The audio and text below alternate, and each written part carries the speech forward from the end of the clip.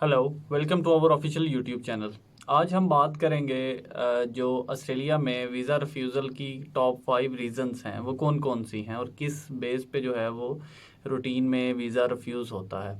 अगर हम जो ऑस्ट्रेलिया का प्रीवियस ट्रेंड था जिसमें जो कंट्री की इंस्टेबिलिटी थी पॉलिटिकल और उसके साथ साथ इकोनॉमिक क्राइसिस था, उसकी वजह से अगर कोई रिफ्यूज़ल्स हैं उनको छोड़ के अगर हम बात करें स्टूडेंट की प्रोफाइल पे, उसके डॉक्यूमेंटेशंस पे, यूनिवर्सिटी के क्राइटेरिया पे, तो उसमें सबसे पहले अगर हम रिफ्यूज़ल की मेन रीज़न देखें तो उसमें स्टूडेंट के एकेडमिक्स आते हैं।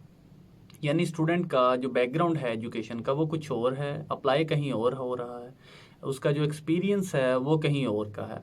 तो ये जब आपकी जो ट्राई जो है वो नहीं बनती, जब आप उसके लिए रिक्वायर्ड क्वालिफिकेशंस पूरी नहीं करते, तो अनलेस कि यूनिवर्सिटी या कॉलेज आपको एडमिशन दे दे, यूनिवर्सिटी तो नॉर्मली नहीं देती, कॉलेज अगर आपको इस तरह का कोई ऑफर दे भी देता है तो आप उस सूरत में केस जो है आपका उस तरह से स्ट्रांग नहीं होता। जो केस वर्कर होता है वो इस सारे चीज़ों को देखता है कि स्टूडेंट का प्रीवियस बैकग्राउंड क्या था, क्वालिफिकेशंस का, एजुकेशन का, उसके बाद नेक्स्ट किस प्रोग्राम में जा रहा है और उसका फ्यूचर प्लान क्या है। अगर इसमें इनकन्सिस्टेंसी वो देखता है कि इसमें जो है वो स्टूडेंट ने चीज़ों का ख्याल नहीं रखा या उसको पता ही नहीं है कि वो कौन से प्रोग्राम में जा रहा है, उसने पीछे क्या पढ़ के आया है, तो उस सूरत में भी ये रिफ्यूज़ जो है वो आ जाता है उसमें रिफ्यूज़न रीज़न। दूसरी उसमें फेक डॉक्यूमेंटेशन या फेक एक्सपीरियंस लेटर।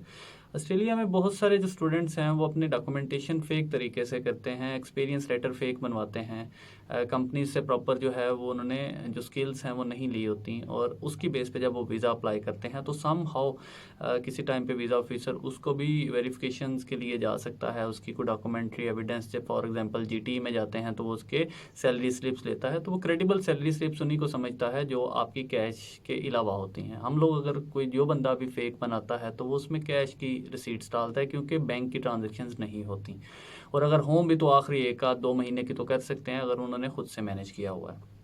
तो कोशिश करें कि इस तरह की डॉक्यूमेंटेशन के साथ भी आप ना जाएं, अदरवाइज़ भी रिफ्यूज़ल आ सकती है।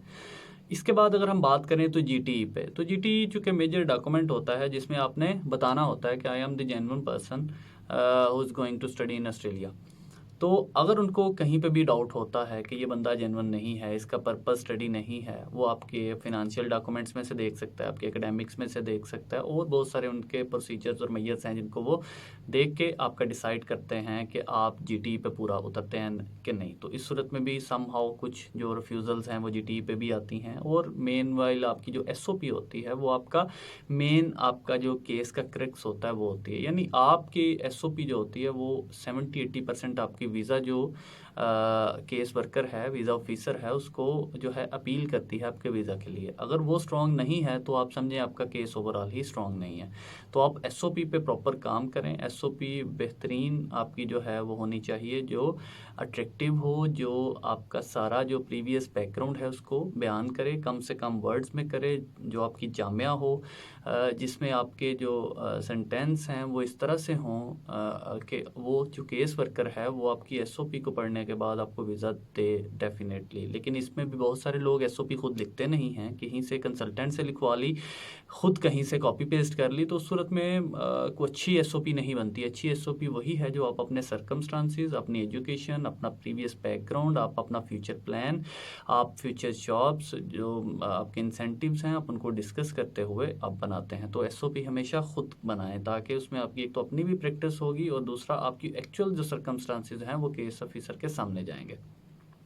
इसके बाद अगर हम बात करें तो प्रीवियस रिफ्यूज़ल्स, यानी अगर कोई स्टूडेंट प्रीवियस रिफ्यूज़ल के साथ है तो वो कहता है कि यार नहीं, मैं शो नहीं करता, कोई कनाडा की है, यूके की है, तो आपने हमेशा फेथफुल रहना केस वर्कर के साथ। आप उसको जितनी चीज़ें अपनी टेक्निकली ठीक बताएंगे, वीज़ा मिले या ना मिले दैट इज़ अनदर थिंग, वो समझता है कि ये बंदा ऑनेस्ट है, इस बंदे ने अपनी कोई भी ऐसी चीज़ जो इसके साथ प्रीवियसली हुई है उसको छुपाया नहीं है, तो ये एक पॉजिटिव एज होता है। और फिर आपका जो आजकल का दौर है आर्टिफिशियल इंटेलिजेंस का, आप छुपा नहीं सकते चीज़ें।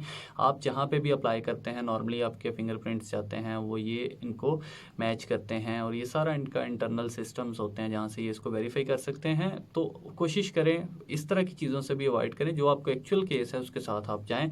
वीज़ा लग जाएगा तो वेल एंड गुड, नहीं लगेगा तो कम से कम आप किसी जो मसनूई सहारा है उस पर नहीं खड़े होंगे, या आप उस वक्त के बाद डरते रहेंगे कि मैंने ये काम किया हुआ है, गलत झूठ बोला हुआ है, बाद में मेरे लिए प्रॉब्लम ना हो। तो ये रिकॉर्ड्स का हिस्सा बन जाती हैं चीज़ें। ये ऐसा नहीं है कि वन टाइम है और उसके बाद आप फिर आज़ाद हैं।